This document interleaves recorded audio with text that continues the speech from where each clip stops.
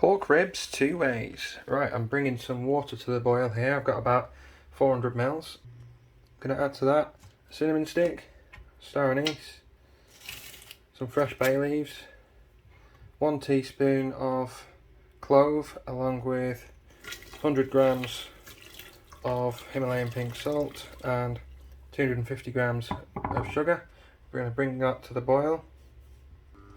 Whilst that's coming to the boil, I'm going to add 4 lemons and 4 oranges. Just halve them, squeeze them as you put them in, add the juices.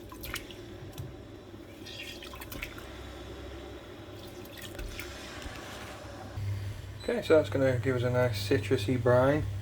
I'm going to give that a stir. Just going to let it boil away for 2 or 3 minutes until all of the salt and sugar is fully dissolved.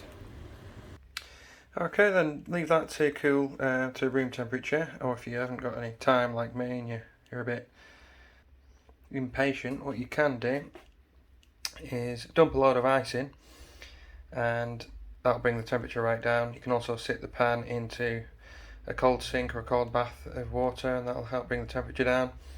But you want the temperature to be room temperature at the most for this next section. If you have let it cool down over the course of a few hours or overnight, then you're going to need to add another 300 to 400 mils of water at this point. But obviously if you've added the ice, it's probably going to make up the difference. So for me, in with the ice.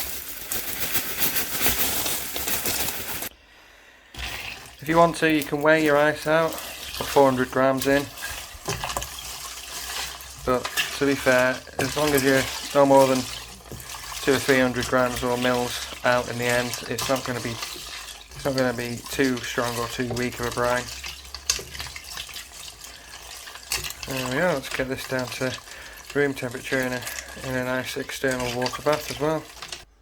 Okay, so I can put my finger in there now. It feels cool to the touch. If anything, it's closer to fridge temperature. Whilst I'm here, just taste the brine.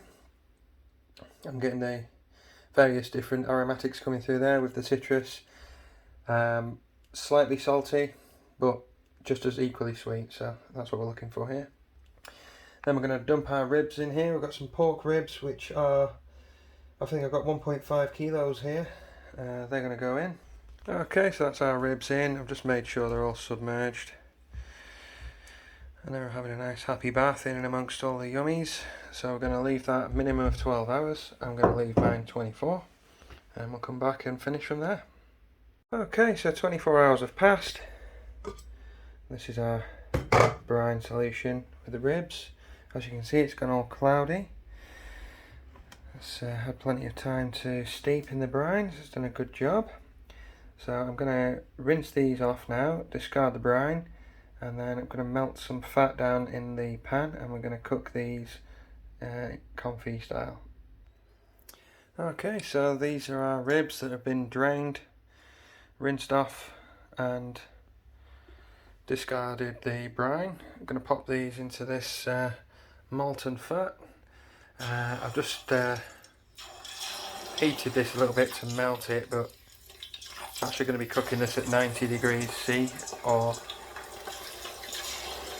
195 Fahrenheit roughly. So we just want to make sure that they're all submerged.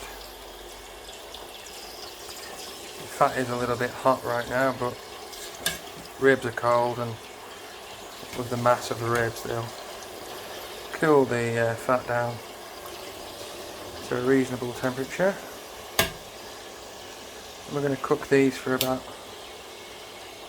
5 hours at 90 degrees C. I'm using duck fat. You can use goose fat, you can use beef dripping, you can use lard, you can even use oil if you prefer, but I think duck fat gives the best flavour.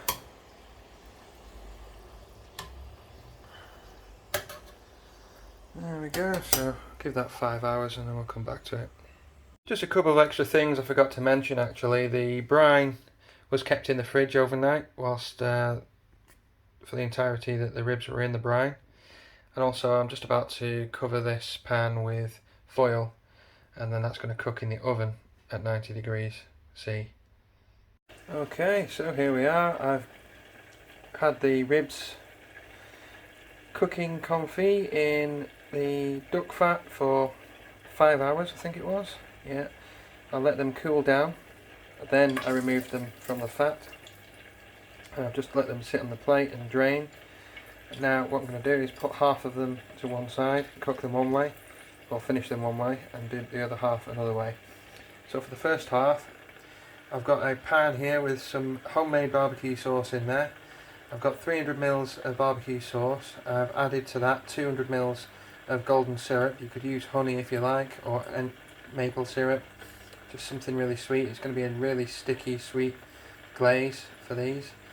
And then I've also added 100 ml of apple juice. You could add water if you like, or orange juice, something fruity, kind of works well with this.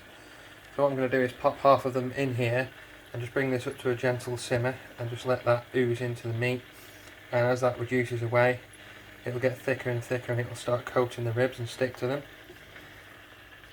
With the other half, I'm going to give them a quick deep fry, and that is going to put some colour on them, and then I'm going to dip them in a batter, a light batter, and then give them another fry and have them as like a deep fried rib, and then just drizzle them with a bit of barbecue sauce at the end. So just cut to that. Okay, so that's our deep fried ribs done. I've just coated them in a batter that I made with 250 ml of milk and 100 grams of flour and 50 grams of corn flour, with a pinch of salt and some cracked black pepper. I just fried them off a little bit, got some colour on them.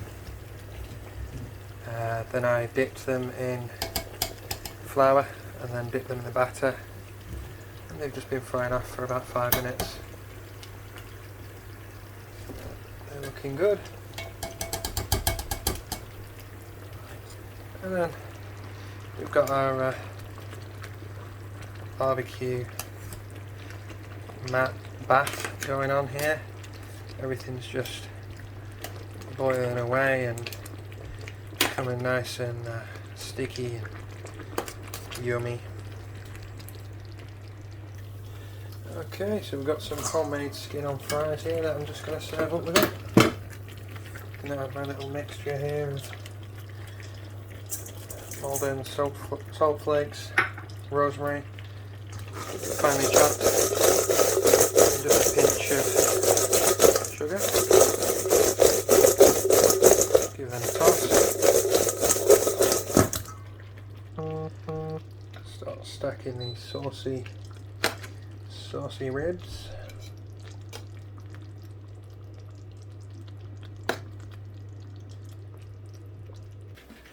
Deep fried ribs.